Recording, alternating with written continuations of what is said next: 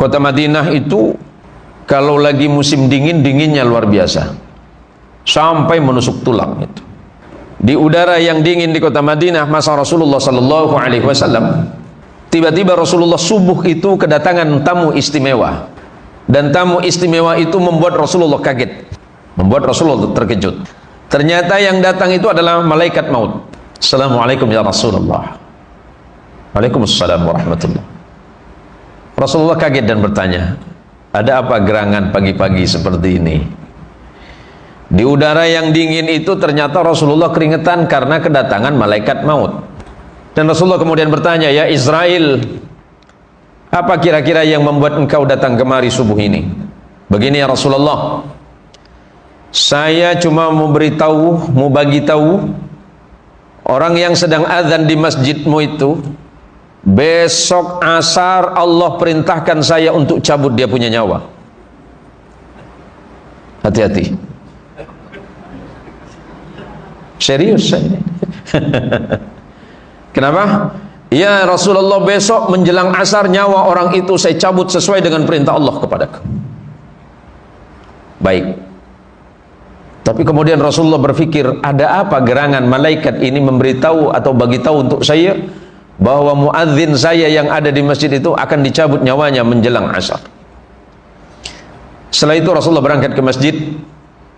Sesampainya di masjid, orang pertama kali yang dilihat Rasulullah adalah yang azan tadi. Hati-hati besok azan subuh ya. Dalam fikiran Rasulullah, ya Allah, sahabatku ini adalah azan subuh yang terakhir. Karena sebagaimana yang disampaikan oleh Israel, nanti asar atau sebelum asar nyawanya akan dicabut.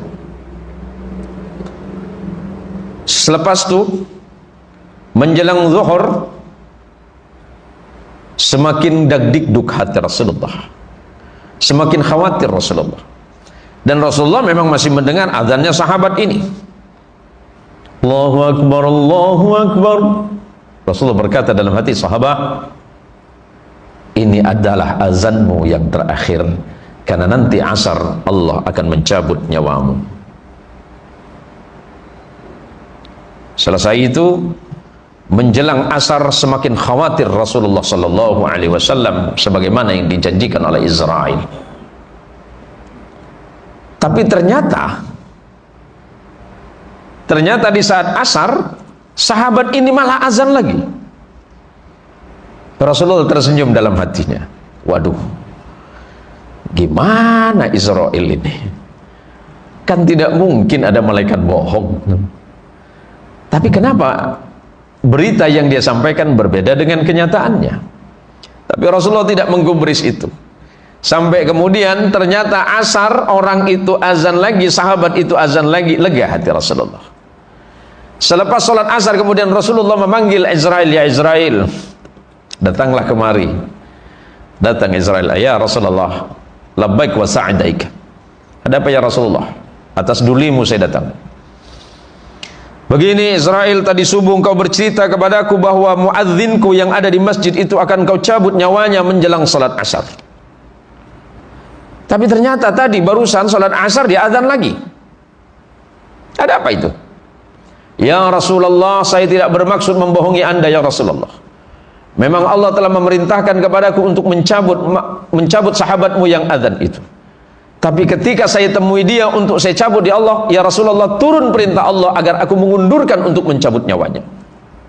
Kenapa? Karena barusan sebelum berangkat ke masjid dia sedang bersilaturahim ke tetangganya. Maka karena dia senang bersilaturahim ke tetangganya, maka Allah memerintahkan kepadaku, yang pertama, jangan cabut nyawanya. Dan yang kedua, aku masih mengizinkan usianya aku panjangkan 83 tahun lagi.